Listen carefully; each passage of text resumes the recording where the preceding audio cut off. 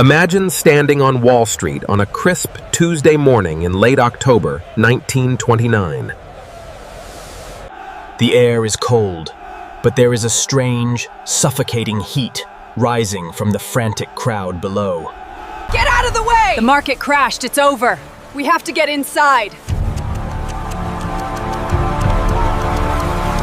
But this isn't snow. It is ticker tape, the shattered, worthless remains of the world's richest economy. In a single day, the illusion of eternal wealth vanished. Within weeks, the most powerful city on Earth would plunge into a darkness so deep it would test the absolute limits of human survival.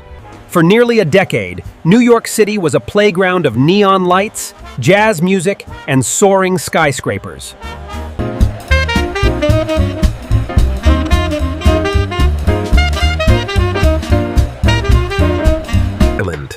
And the horizon was continuously redrawn by towers of steel and glass. But in the autumn of 1929, the music stopped. The Great Depression did not just bring economic ruin, it tore the soul out of New York. Over the next 10 years, the city of dreams became a city of survival. And from the wealthy executives suddenly staring at empty bank accounts to the millions of immigrants packed into freezing tenements, everyone was forced to confront a brutal new reality. This is the story of New York when the money ran out. A cinematic journey into the cold streets. The silence on Wall Street in the days following Black Tuesday was deafening. The frantic shouting of traders had ceased. For the average New Yorker, the crash was not just a headline in the morning paper. It was a sudden, violent shift in the wind. Men who had walked into their offices on Monday as wealthy executives walked out on Wednesday with nothing but the clothes on their backs. In the high-end hotels of Midtown, a grim joke began to circulate among desk clerks.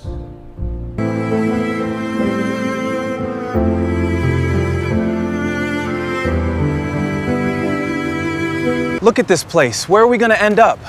Don't look back. We have to keep moving forward.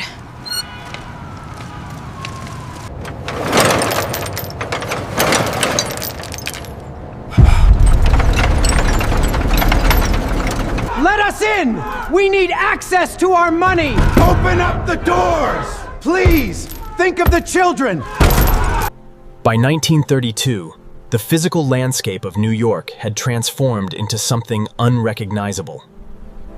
Times Square, once the radiant heart of the city's nightlife, now played host to a different kind of crowd. These were not the chronically homeless. These were carpenters, bank clerks, teachers, and tailors.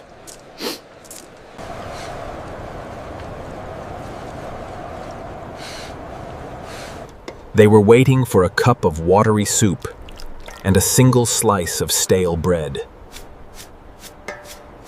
These were not the chronically homeless. These were carpenters, bank clerks, teachers, and tailors. Men who had once possessed dignity and pride were now reduced to numbers in a queue, waiting for charity just. The air in the city smelled of wet wool, coal dust, and cheap tobacco.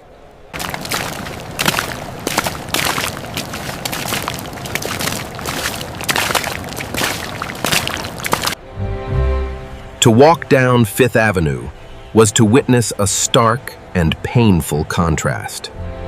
The grand department stores still displayed elegant silk dresses and polished leather boots behind thick, spotless glass windows.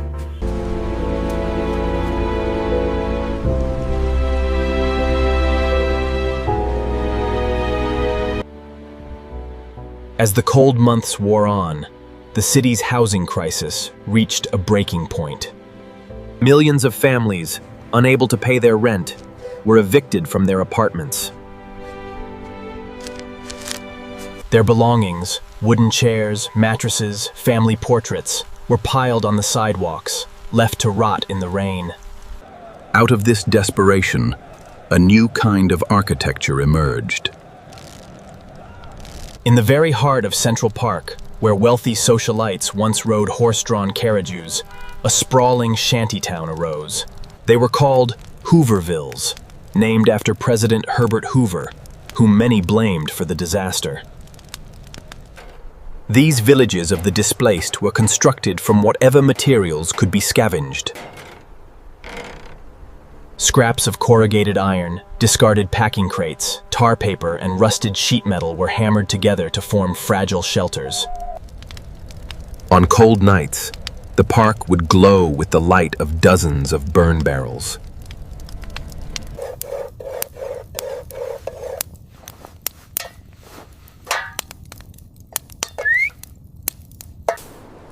There was an eerie, quiet order to these camps. Despite the squalor, residents swept their dirt floors, kept watch over each other's children, and tried to maintain a shred of normalcy in a world that had gone completely mad.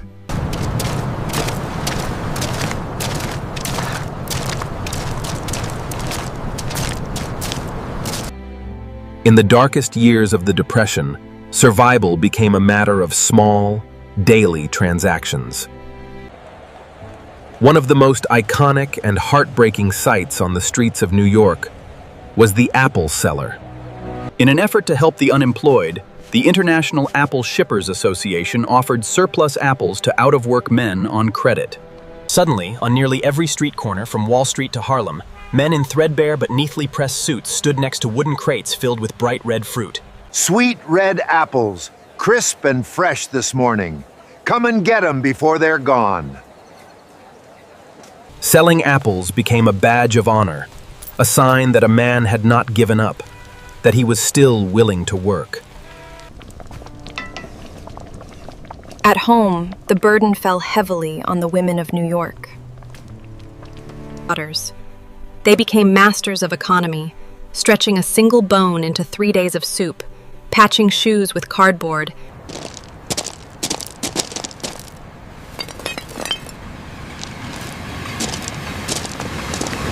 Yet, even in its darkest hour, New York refused to stop building. In 1930, construction began on the Empire State Building. Best part of the day, honestly. Cheers to that. Feels good to just stop for a second. Yeah, we earned this one. They called them the Skywalkers. High above the streets of Manhattan, suspended on narrow steel beams with nothing but hundreds of feet. They worked without safety ropes, stepping from beam to beam like tightrope walkers in a high-wire act. When the wind howled and the clouds rolled in, they kept going. They were driven by a desperate need for a day's wage, and a quiet pride in building something that would outlast the misery of their era. The construction of the Empire State Building, and later the Rockefeller Center, became symbols of defiance. They were monuments of steel and stone rising out of a swamp of economic despair, proving to the world that New York's ambition could not be bankrupted. By the late 1930s, the dark cloud of the Great Depression began to slowly lift. The introduction of government work programs, the New Deal, and eventually the massive industrial mobilization of the Second World War. But the scars of the 1930s would remain forever. The generation that survived those cold, hungry years in New York learned the true value of resilience.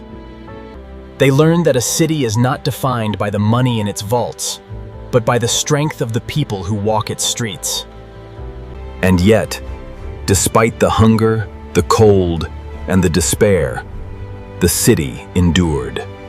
The lights of Broadway eventually turned back on, the breadlines faded into history, and the skyscrapers built by desperate hands continued to scratch the sky.